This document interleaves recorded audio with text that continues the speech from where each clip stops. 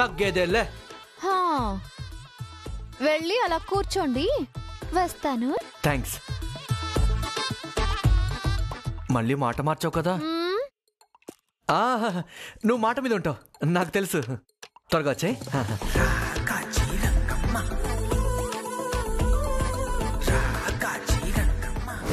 మీరే ఏదో ఒకటి చెయ్యాలి మేడం. నేనేం చేయగలను చారుకేశా? అన్నయ్యని చూస్తుంటే భయమేస్తుంది. నాకు అలాగే ఉంది మేడం. ఇప్పటి వరకు సార్ని ఇలా ఎప్పుడూ చూడలేదండి. నేను దీనికి భయపడుతుంటే వీళ్ళు నాకు భయపడుతున్నారా? అన్నయ్య చాలా సీరియస్ గా ఉన్నాడు. కదిలిస్తే కాల్ చేస్తా అన్నట్టు ఉన్నాడు. లేదమ్మా, ఇది నన్ను కామెడీ పీస్ చేసేసింది. కింగ్ లాంటి నన్ను జోకర్ని చేసింది. ఒక్కోసారి చాణక్య సార్ని కన్విన్స్ చేయటం చాలా కష్టం మేడం. ఆ దేవుడు దిగువచ్చి చెప్పినా ఒప్పుకోరు. ఈ భూమి తల్లకిందులైనా సరే ఆయన మాట మీదే ఉంటారు. నాపై నీకు చాలా ఎక్స్పెక్టేషన్స్ ఉన్నాయి చారుకేశా. ఓవర్గా ఊహించుకుంటున్నావు నన్ను. ఏదైనా అద్భుతం జరిగి అన్నయ్య మనసు మారితే బాగుండు చారుకేశా. అద్భుతమా? పెద్ద అవమానమే జరిగిందమ్మా. మీ అన్నయ్యకి నా మనసు మార్చడానికి అది భయంకరమైన కుట్ర చేసింది. ఏ అద్భుతం జరిగినా కూడా సారు మనసు మారకపోవచ్చు మేడం. ఒరే ఒరే, మరీ అంచనాలు పెంచకరా. సీను రివర్స్ అవుతుంది ఇక్కడ.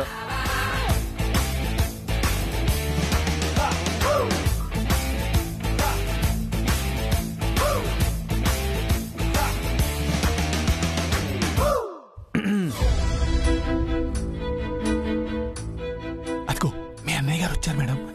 ఏదో ఒకటి చెప్పి కన్విన్స్ చేయండి. వెళ్ళండి. నువ్వు కూడా రా చారుకేశా. అన్నయ్యని చూస్తుంటే భయంగా ఉంది.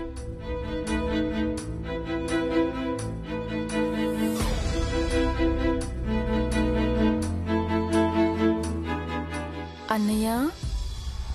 సార్. ఏంటి చారుకేశా, నువ్వు ఇంకా వెళ్ళలేదా? నువ్వు వదిన వస్తే తీసుకెళ్దామని ఆగాడు అన్నయ్య. ఎన్నిసార్లు చెప్పాలి నేను రాను అని? కొత్తగా పెళ్లి చేసుకున్నారు కదా సార్, రానంటే ఎలాగా? నా చెక్కు బౌన్స్ అవ్వదు, నా మాట పొల్లుపోదు. వదిన్ని ఏడిపించుకన్నయ్యా, పాపం అన్నయ్య. ఆడదాని ఏడుపు అన్నా, అంబులెన్స్ సైరన్ అన్నా నాకు ఎలర్జీ. పోనీ పోలీస్ సైరన్ అంటే ఇష్టమా శ్రీవారు?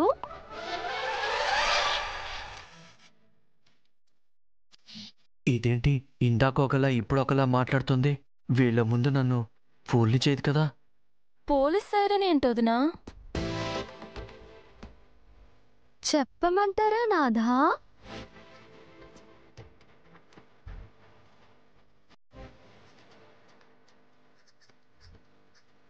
ఏంటమ్మాయి గారు, ఫోర్స్ చేస్తే మీ మీద పోలీస్ కేసు పెడతానన్నారండి.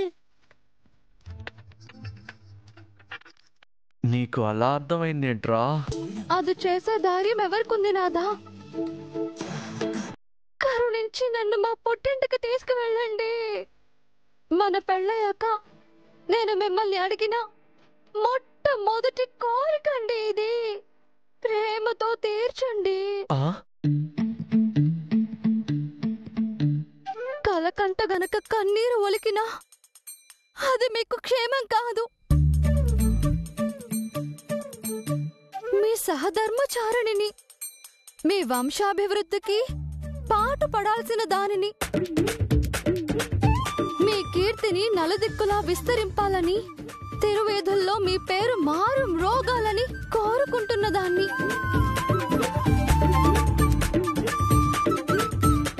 నా చిన్ని కోరిక తీర్చలేరా నాథా? తీర్చలేరా? తీర్చలేరా నాథా?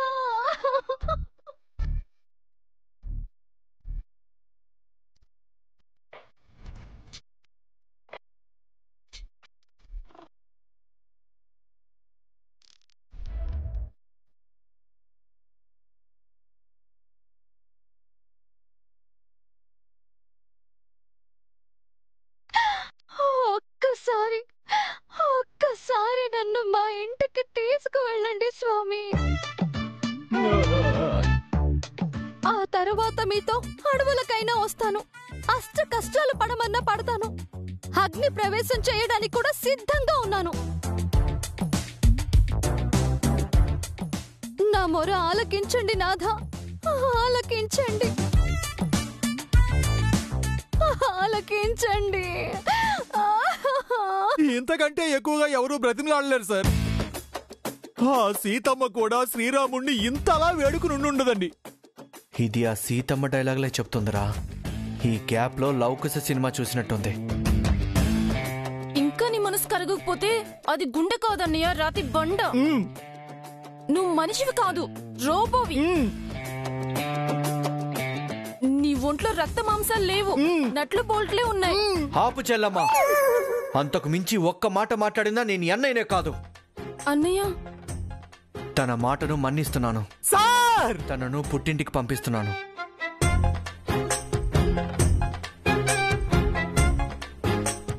థ్యాంక్స్ అన్నయ్య. తన కోసం కాకపోయినా నీ కోసం ఒప్పుకుంటున్నాను చెల్లెమ్మ. ఏంటి నాదా, మళ్ళీ చెప్పండి. అంటే నీకోసం కూడా ఒప్పుకుంటున్నాను అనుకో. మీకు వేల వేల కృతజ్ఞతలు నాదా. It's okay. మెండుగా దండాలు నాదా. It's enough. మీ రుణం దారుణం నాదా. It's over. అబ్బా ఇంక బయలుదేరు. అదేంటన్నయ్య, నువ్వు రావా? రాను. మీరు రావాలి సార్. రాను రాను రారా నాదా. రాను రాను రాను.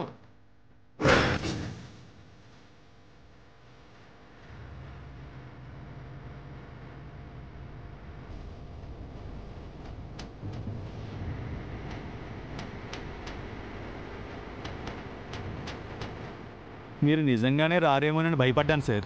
వస్తున్నందుకు డిసప్పాయింట్ అయ్యావా? రాకపోయి ఉంటే డిసైడ్ అయ్యేవాడు. ఏమని? నిన్ను ఎత్తుకెళ్ళాలి అని. ఇందాక నన్ను చూసి భయపడ్డారు, ఇప్పుడు కామెడీ చేస్తున్నారేంటి? కొంపతీసి ఇది ప్లాన్ లీక్ చేయలేదు కదా?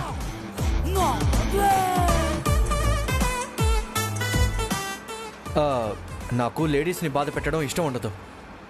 అలాగే మీరు కూడా నన్ను బలవంత పెట్టకండి. నేను అక్కడ ఎక్కువసేపు ఉండను. ఎక్కువసేపు ఏం వద్దు సార్, జస్ట్ 3 days ఉన్నాను చాలు. నేను ఎక్కువ రోజులు అనలేదు చారుకేసా, ఎక్కువసేపు అన్నాను. 3 రోజులు కాదు, 3 గంటలు కూడా ఉండను. 3 రోజులు ఉండాలన్నయ్య. 3 రోజులు ఖాళీగా ఉండలేనమ్మా. ఖాళీగా ఉండాలని మీకెవరు చెప్పారు? కొంపతీసి ఇంటి పనులు ఏమైనా చేయిస్తుందా ఏంటి? ఈ 3 రోజులు మీరు చాలా బిజీగా ఉంటారు సార్. వీడు కన్ఫర్మ్ చేస్తున్నాడేంటి? అందరూ కలిసి అక్కడ ఏదైనా ప్లాన్ చేయలేదు కదా? నీకు ఈ 3 days హ్యాపీ డేస్ అన్నయ్య, నీ లైఫ్ లో బెస్ట్ డేస్. శశిని కూడా వీళ్ళు ప్లాన్లోకి లాగారా? అవును, మాతో నువ్వెందుకు వస్తున్నావు శశి? అదేంటి సార్, ఇంట్లో శశి గారు ఒక్కరే ఎలా ఉంటారండి? అక్కడైతే అభిబాబు కూడా ఉంటారండి. వాడు నా చెల్లి వంక చూస్తే వాడు 2 కళ్ళు పీకేస్తాను. మీరు తన చెల్లెల్ని పెళ్లి చేసుకోవచ్చు, తను మీ చెల్లెల్ని కన్నెత్తి కూడా చూడకూడదు. వాడి వల్ల ఇదంతా జరిగింది. ముందు ముందు ఇంకా చాలా జరుగుతుంది.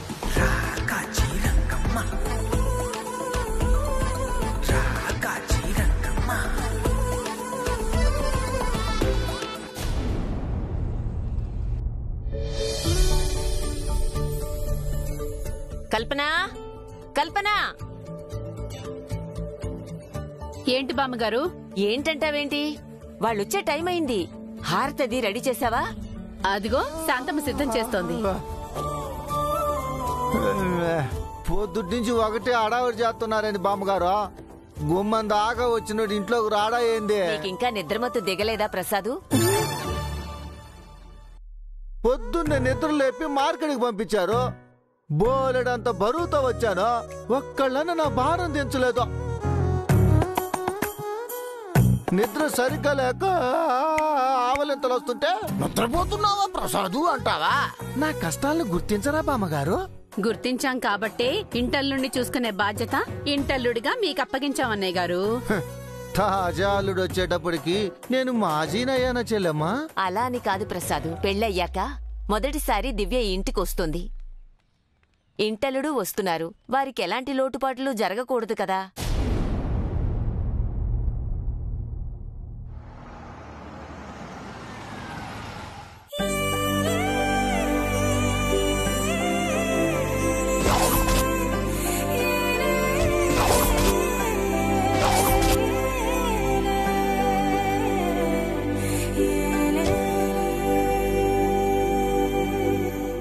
మాటల్లోనే వాళ్ళు వచ్చేసారు బామ్మగారు.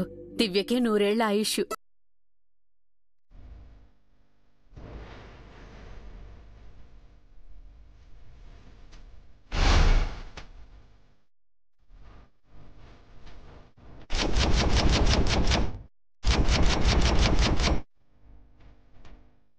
కల్పన, చాణక్య దివ్య వస్తుంటే అచ్చం జేయి మంగా వస్తున్నట్టుంది కదూ? అవును బామ్మగారు, నా కళ్ళకు అలాగే కనిపిస్తున్నారు. దివ్య అచ్చం వాళ్ళమ్మ నోట్లోంచి ఊడిపడ్డట్టుంది. అప్పటి వైభోగం మళ్ళీ తిరిగి వచ్చినట్టుంది. అవును బామ్మగారు, ఆ సంతోషం ఆనందం మళ్ళీ వచ్చాయి. శాపం కూడా మళ్ళీ వచ్చింది. రండి. పదండి సార్.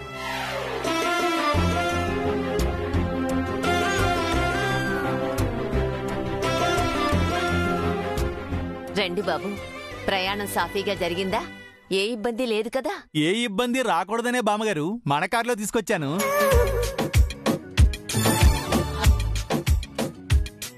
అంతా సవ్యంగా జరిగింది జేజీ. మీరు కోరుకున్నట్టే నా భర్తతో వచ్చాను. అన్నయ్య వదిలినతో పాటు నువ్వు కూడా వచ్చినందుకు సంతోషంగా ఉందమ్మా. నా ఆడపడుచు నాతో లేకపోతే ఎలానమ్మా? తనకు తగలాల్సిన శాపం నీకు తగిలింది. శాంతమా, హారతివు.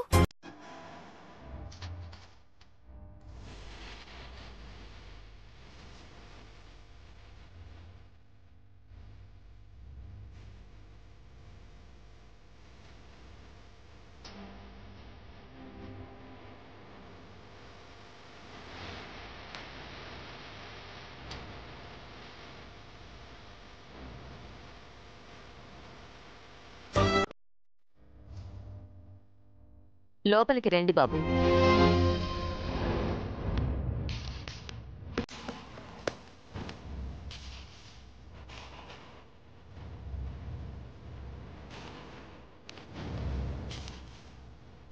లోపలికి రండి బాబు.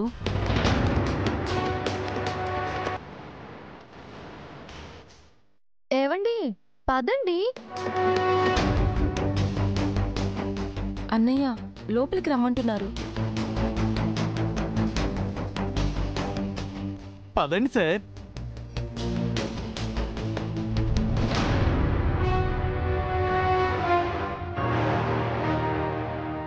ఇక్కడ అందరూ ఉన్నారు, ఒక్కరు తప్ప.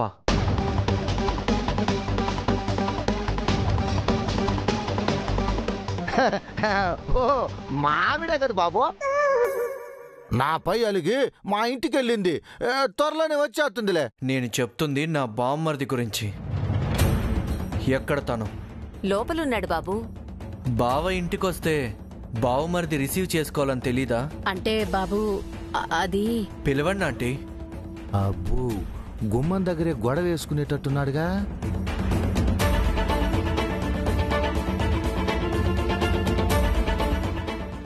నేను వెళ్ళి పిలుచుకొస్తాను సార్.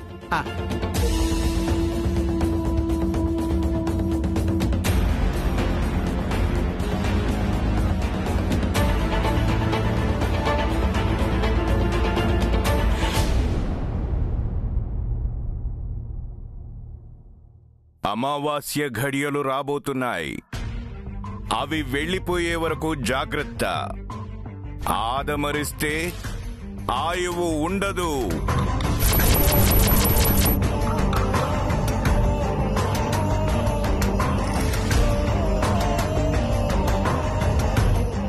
అభిబాబు, అమ్మాయి గారు, చాణక్య సార్, శశి గారు వచ్చారండి. థ్యాంక్స్ చార్కేశా, వాళ్ళని తీసుకొచ్చినందుకు. వాళ్ళు ఇంకా లోపలికి రాలేదు బాబు.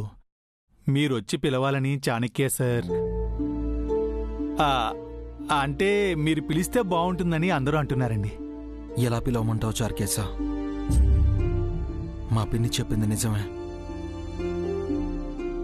నా చేతులారా దివ్యని శాపంలోకి నెట్టాను. నా వల్లే తన మెళ్ళలో తాలిపడింది. నా వల్లే తను నరకంలోకి వెళ్తోంది. ఏ మొహం పెట్టుకుని తనని ఇంట్లోకి పిలవమంటావు? నేను రాలేను. వాళ్ళని ఇంటికి పిలిచిందే మీరు బాబు. ఈ ఇంట్లో ఉంటే అమ్మాయి గారు క్షేమంగా ఉంటారని పిలిచారు. ఇప్పుడు మీరు రానంటే ఎలా బాబు? పొద్దున జంగమదేవర మాటలు విన్నప్పటి నుంచి నా భయం ఇంకా పెరిగిపోతుంది చార్కేశా. దివ్యకి మోహన్ చూపించలేకపోతున్నాను.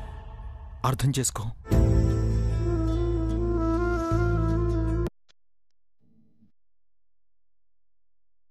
అర్థమైంది బాబు. కానీ మిమ్మల్ని మీరు సంభాళించుకోండి. మీరు బాధపడుతుంటే అమ్మాయి గారికి అనుమానం వస్తుంది. వీలైనంత త్వరగా మామూలుగా అవడానికి ప్రయత్నించండి. అప్పటి వరకు నేను ఏదోలా మేనేజ్ చేస్తాను.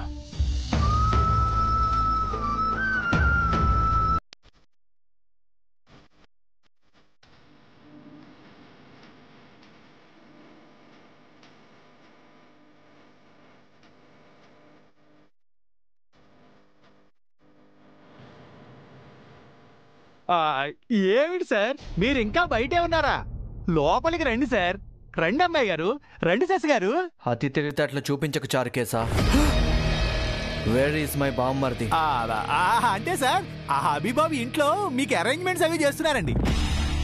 మీరు లోపలికి వచ్చి కూర్చోండి, బాబు వచ్చి మిమ్మల్ని కలుస్తారు.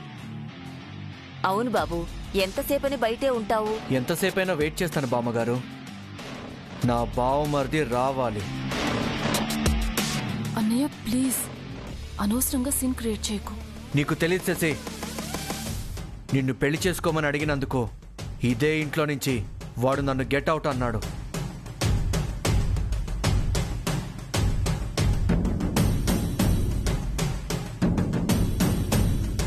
అందుకే ఇప్పుడు వాడే వచ్చి ఏ నోటితో గెట్ అవుట్ అన్నాడో ఆ నోటితో సారీ చెప్పి గెట్ ఇన్ అనాలి. అప్పుడే లోపలికొస్తాను.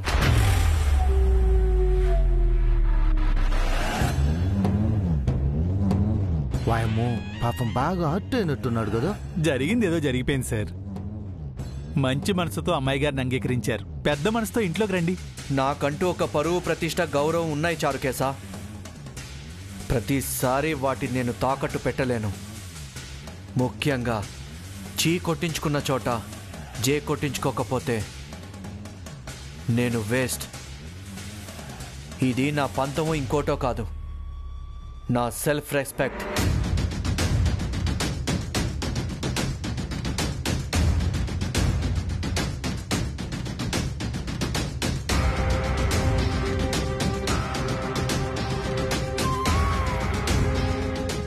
ఓకే, నేను వెళ్ళి అన్నయ్యని తీసుకొస్తాను.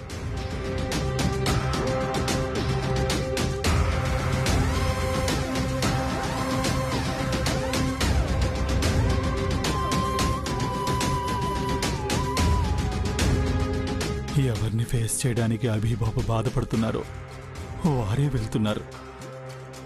భగవంతుడా.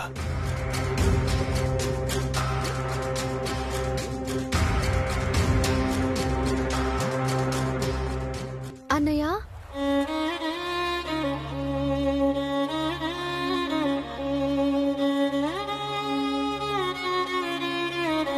వచ్చావమ్మా? నేనే కిందకొద్దాం అనుకున్నాను, కానీ చాణక్య ఏమనుకుంటాడో అని రాలేదు. ఎందుకన్నయ్య బాధపడుతున్నావు?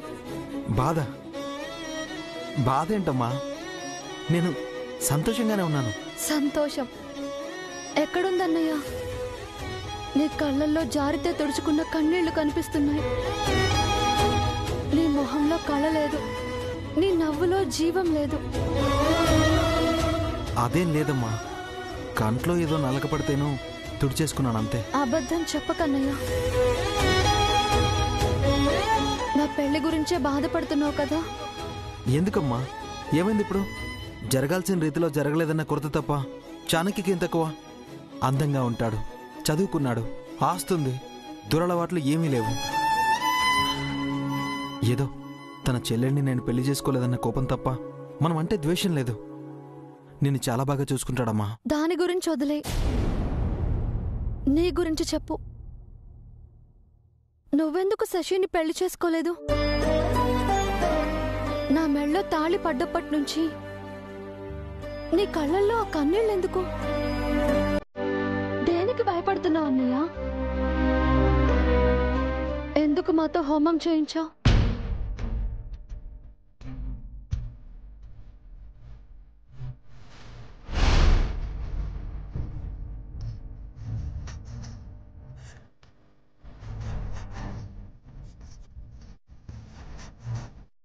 నువ్వు చెప్పకపోయినా నాకు అర్థమవుతుందన్నయ్య.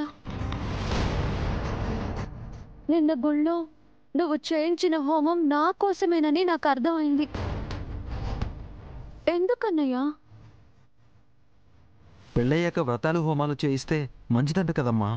అందుకే మీరు ఇంట్లో వ్రతం చేయించారు, నేను గుళ్ళో హోమం చేయించాను. అవన్నీ నువ్వు నమ్మవు కదన్నయ్య. చిన్నప్పుడు దేవుడి పటానికి దండం పెట్టుకోమని చెప్తేనే పెట్టుకోని వాడివి.